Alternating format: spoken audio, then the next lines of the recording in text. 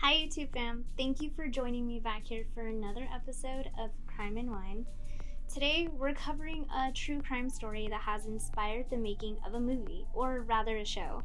Today's case is one that I'm really looking forward to hearing your guys' opinions on, since so many people have their own opinion about this case. So grab your wine or drink of choice and let's get into it.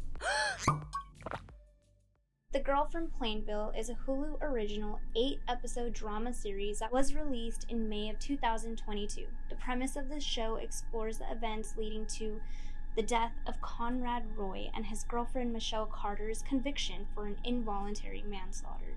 Conrad Roy III was born on September 12th of 95 in Mattapoisett, Massachusetts, to his parents Conrad Roy Jr. and Lynn Roy. He is the oldest of three with two younger sisters, Morgan and Camden. Conrad's father and grandfather owned a family marine salvage business called Trucker Roy Marine Towing and Salvage, and Conrad would later on in 2014 earn his captain's license by completing 3 months of night classes, and just a couple months later from that, he graduated in June of 2014 on the honor roll from Old Rochester Regional High School. Conrad was a school athlete who played baseball, rode crew, and ran track. Since he graduated with the GPA of 3.88, he was accepted to Fishburne State University to study business. While things may have seemed like he was the perfect student from the outside, Conrad struggled with some very dark stuff. According to court documents, Roy had allegedly been physically hit by his father and verbally abused by his grandfather. Conrad also struggled with social anxiety and depression, but he had been to several therapists and counselors, including a cognitive behavioral therapist, and due to this, he had been taking an antidepressant medication called citalopram, but interestingly enough, this medication carries a boxed warning stating that it may increase suicidal thinking and behavior in those under age 24, and whether it was that he was already dealing with mentally or because of the medication he was taking, Conrad had tried to commit suicide multiple times, but fortunately had never succeeded. Conrad had attempted to commit suicide in October of 2012 when he was just 16 years old after he found out that his parents were divorcing. A year later, he had been hospitalized for acetaminophen overdose at the age of 17, and it was thanks to a girl that he had been chatting with at the time, who he met in a group, and she ended up calling the police. These are by no means the only suicide attempts that Conrad tried, because although I don't know the timelines, he had tried several other times, like drowning, water poisoning, and suffocation. Conrad was actually very open about his thoughts and feelings. He had even started to document himself in self-recorded videos. This is Conrad Henry Roy III reporting about social anxiety. Social anxiety to me is the inability to function properly in a manner that you want to in social situations. And one of the things that I've realized is not all eyes are on you at all times. People don't necessarily judge you particularly in a situation where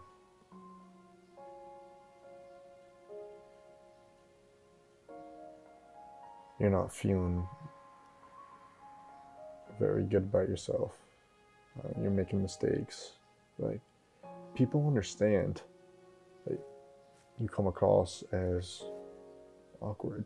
They're not going to judge you, make fun of you. Like, that's just who you are. A good insight into Conrad's thoughts and feelings is a recorded video of himself in 2014 where he says, quote, "What I am doing is looking at myself so negatively." He said, "Look at myself, minuscule, little particle on the face of this earth, no good trash, will never be successful, never have no life, never have kids, never learn." But while Roy openly discussed his negative feelings, he also voiced his desire to overcome these emotions. He says, "I have a lot to offer someone. I'm introverted, nice, and caring with some benefits. I'm a nice kid." Although he tried to commit suicide, it was good to know that he never succeeded because Conrad abandoned each attempt or would seek rescue or help. but that was until a very unfortunate day. On July 13th of 2014, Conrad's body was found in his truck, which was parked in a Kmart store parking lot in Fairhaven. He had committed suicide by inhaling carbon monoxide that was produced by a gasoline-powered water pump located inside of his truck. No one questioned the suicide until cops got a hold of Conrad Roy's phone. Once reviewing his phone, it revealed some very questionable and quite disturbing text messages that he had been having with a girl named Michelle Carter. Michelle and Conrad first met in 2012 in Florida while on vacation with their families, but due to their surprise, they actually only lived an hour away from each other in Massachusetts, where they were both raised in. Conrad was from Mattapoisett and Michelle lived in Plainville. On top of just clicking with each other upon first meeting each other, they also had a lot in common, including that they both struggled with depression and anxiety, but Michelle's primary struggle was an eating disorder. Although they only lived an hour from each other, they actually maybe met only 5 times in person, and majority of the time, which was pretty constantly, they texted each other or called each other, including the day Conrad committed suicide. Not just the day of, but while Conrad was actually sitting in his truck while the pump was operating and filling the truck with carbon monoxide. Cell phone records show that one call had lasted over 40 minutes, which Conrad called Michelle first, and then a second phone call that lasted about the same length but was from Michelle to Conrad. And after even further investigation, they got a very, very clear understanding about the dynamics of their relationship and exactly to what they said to each other through the text messages. Since Michelle and Conrad had started talking, their primary subject of their conversations was about Conrad's mental health and his suicidal thoughts. And at first, Michelle had encouraged Conrad to seek professional help for these suicidal thoughts he was having, and even in early June of 2014, she even tried to encourage Conrad to go to McLean Hospital with her because she was going to be going there to receive treatment for her eating disorder. Conrad refused, though, and instead, Michelle's demeanor towards Conrad changed a complete 180 from encouraging him to get help. Conrad was constantly fixated on committing suicide, and so he would always research different ways that he could commit suicide, and he'd share his findings with Michelle, and this is where her demeanor had changed, because now she was actually helping him plan his suicide with how he could do it, where, and when. Not only that, she also started to downplay his fears about how his suicide would affect his family. On July 7, 2014, between 10:57 p.m. and 11:08 p.m., they exchanged the following text messages. Michelle says, "Well, there's more ways to make CO. Google ways to make it." So, I guess Conrad does because he says, "OMG, portable generator, that's it." Michelle asks, "That makes CO?" And Conrad says yes, so she asks if he has one, and he says no, but there's one at work. Conrad says, yeah, it's an internal combustion engine.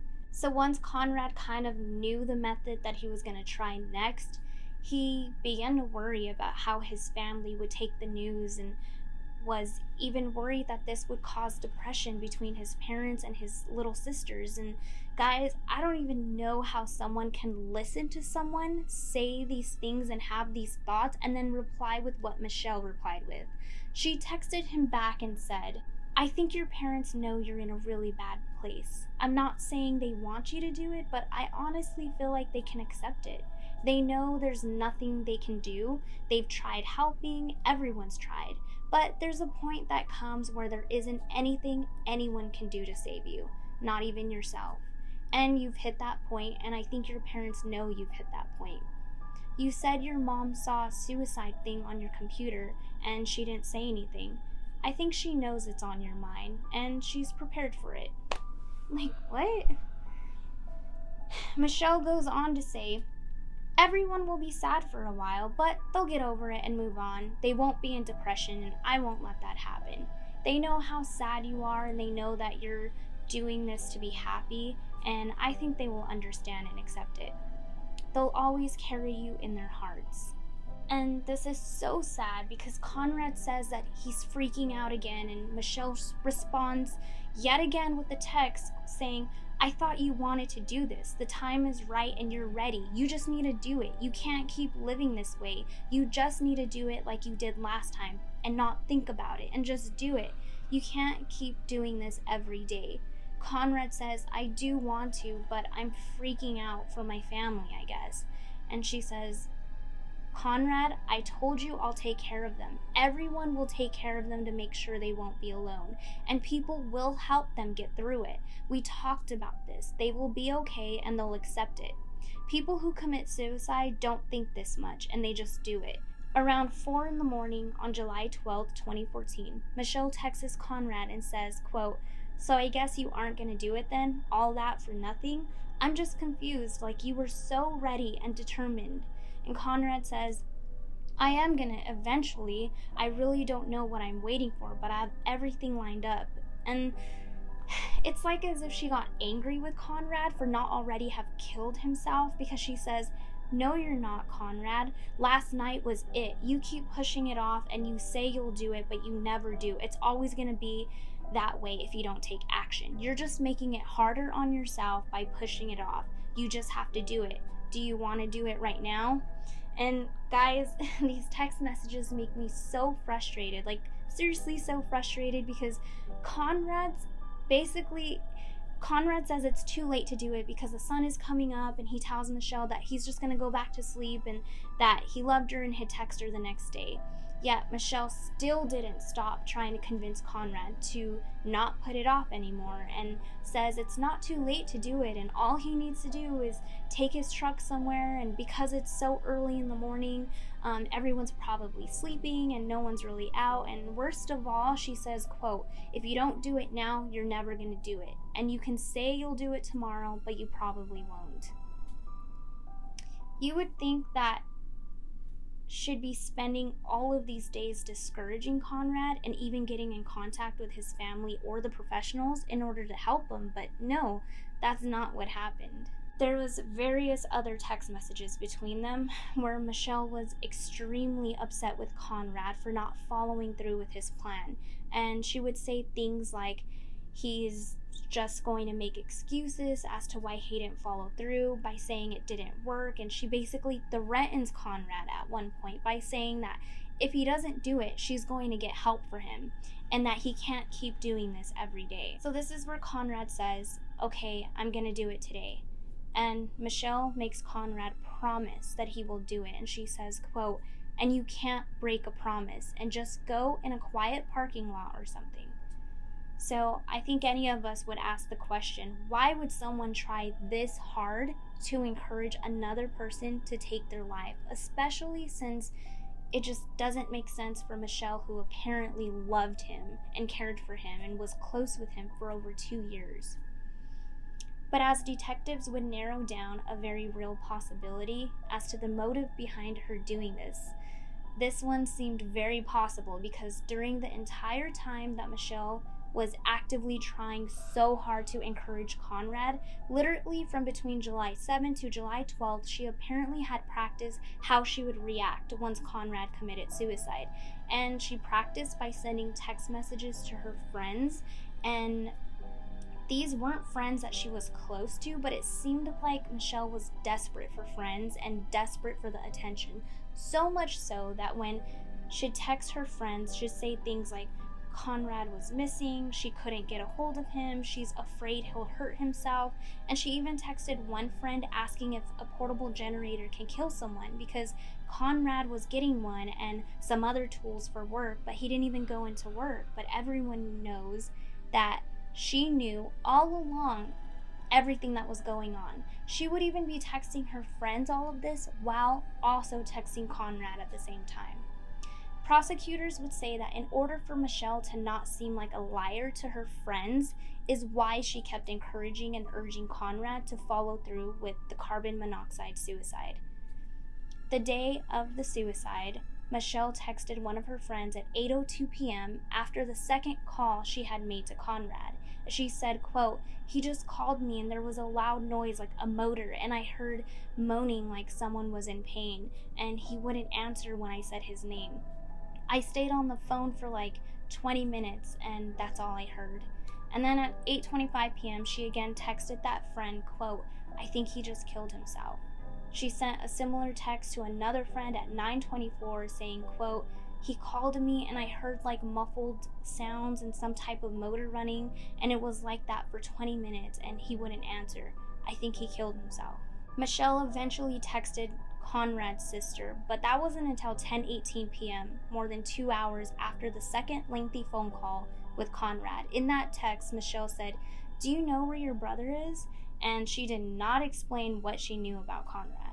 And this is really where there's no denying Michelle's role she played in Conrad's suicide. Weeks later, on September 15, 2014, she texted the first friend again saying, in part, quote, "I failed Conrad. I wasn't supposed to let that happen, and now I'm realizing I failed him. His death is my fault, and like honestly, I could have stopped him. I was on the phone with him, and he even got out of the car, and because he got scared, and I told him to get back in because I knew he would do it all over again the next day, and I couldn't have him live the way he was living anymore. I couldn't do it. I wouldn't let him." The judge found that Conrad got out of his truck seeking fresh air after having sat in the truck that was filling up with carbon monoxide. The judge compared this to every other time that he had abandoned his prior suicide attempts.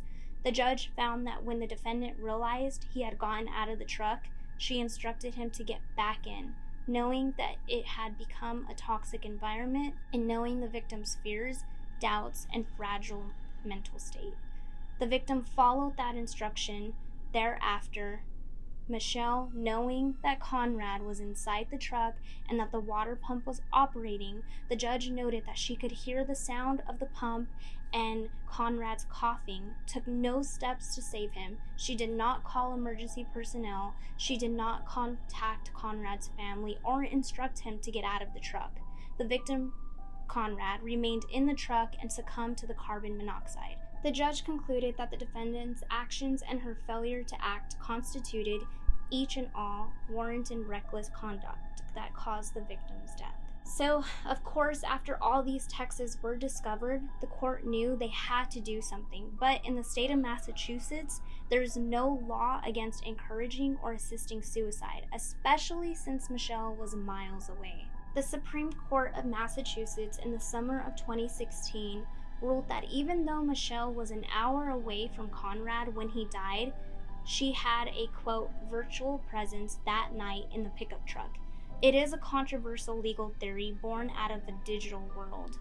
So this case went to trial, and Michelle had waived her rights to a jury trial, so her fate was left in the hands of Judge Lawrence Moniz. During Carter's trial, Conrad's mother, Lynn, recalled their last day together on July 12th when she joined him and his sisters for a day at Horseneck Beach in Westport, Massachusetts. She began to get choked up in court as she spoke, saying, quote, "I thought he was a little depressed, but I thought he was doing great." Before the case went to trial, Michelle's defense attorney, Joseph P. Cataldo, argued that the texts are protected speech and they, quote, "did not contain anything remotely resembling a threat, worthy of a criminal charge," according to his court filing. He said Conrad's decision to kill himself was Conrad's alone. Quote, "We're dealing with a 17-year-old impressionable female who was not equipped to deal with Conrad Roy's suicide plans," Cataldo says. And he says, "and sadly, he carried on with this plan." Miss Roy, we're going to try to make this as easy for you as possible. Why don't you tell me what it is you would like me to know and to consider? Should I just read? You certainly can, yes. Or not having that one person I've been with every day since birth here and more is a pain that I will always keep with me for the rest of my life. Not having my brother always going to be there for me, and knowing that will always haunt me. Knowing I'll never be an aunt to Conrad's children or get to see him getting married is something I never thought I would have to live with. He gave me an amazing 13 years, being my best friend and the best role model any little sister could ask for. Not a day goes by without him being my first thought waking up and my last thought going to bed. Throughout those 13 years with him, I have countless amazing memories that will always be with me. From stuffed animals fights in his bedroom, to him trying to teach me how to throw a football, catch a baseball, and shoot a basketball. To pick me up in his truck whenever I needed him. It's crazy to think that whenever I needed him, he was always there for me. But it's even crazier that now, whenever I need him, he'll never be there for me. And again, I wouldn't trade those short years I've had with him by my side for the world. I'll never get over this pain I feel every day, but I know that he loved me more than any big brother ever could. Michelle showed little emotion at the trial.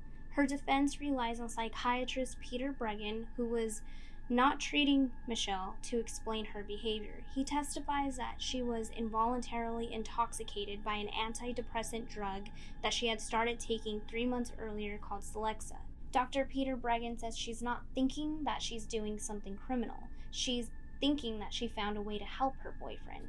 He goes on to say that she was enmeshed in a delusion. She was unable to form intent because she was so grandiose. He says you'll see grandiosity, her deciding with him that she can help him. He wants to die, he wants to go to heaven, and he doesn't want his family. And she pronounces that she can do all of that. But prosecutors completely dismiss that theory. Prosecutor Katie Rayburn says his dead body is in a car for hours and she withholds that information. Dr. Peter Bregan says she's psychotic, she's deluded, she's disturbed, she's out of touch. Inexplicably, Michelle sent more than 80 texts to Conrad after he died. In some, she even apologized for not saving him, but it wasn't just Conrad she texted. The prosecution is hoping the judge pays particular attention to this text she sent a week after Conrad's body was discovered. She says, they have to go through his phone and see if anyone encouraged him to do it on texts and stuff. They read my messages with him, I'm done. His family will hate me and I could go to jail. And let me throw in a side note here about Michelle, but apparently she was completely obsessed with the TV show Glee, and specifically with one of the main characters who died of an overdose in real life, and his girlfriend both off and on screen of Glee, Rachel, would have been very similar to Michelle if she too lost her boyfriend to suicide. It's said that she even texted a friend the exact same words about Conrad that the character Rachel in Glee said about losing her boyfriend. 3 days after Judge Moniz began his deliberations, he says she instructed Mr. Roy to get back into the truck, well knowing of all of the feelings that he has exchanged with her, his ambiguities, his fears, his concerns. The judge said Carter caused a dangerous environment, and under Massachusetts law, she had a duty to save him. He also says that she called no one. She did not issue a simple additional instruction, get out of the truck. Miss Carter, please stand. This court, having reviewed the evidence and applied the law thereto, now finds you guilty on the indictment, charging you with the involuntary manslaughter of the person Conrad Roy III. So I would love to hear your guys' thoughts on this case, because this, as you can tell, it's a very controversial topic. There's plenty of people that feel like Conrad Roy had his he made the decision all on his own. He could have got out of the truck. Nobody was physically stopping him. And then there's others who think that Michelle Carter played a very big role in encouraging him, in contributing to the negative thoughts that he was already having, and feeding into and taking advantage of his fears and weaknesses and his suicidal thoughts and everything. But I don't know. I want to know where you guys stand on this case. Do you think that Michelle played such a big role in his suicide? Or do you think that it was Conrad Roy's decision and he was going to do it whether she texted him to do it or to get back in the truck or not? Otherwise, thank you guys for joining me back here for another episode of Crime and Wine. Please hit the like and subscribe button, and I can't wait to see you guys back here next week for another episode of Crime and Wine.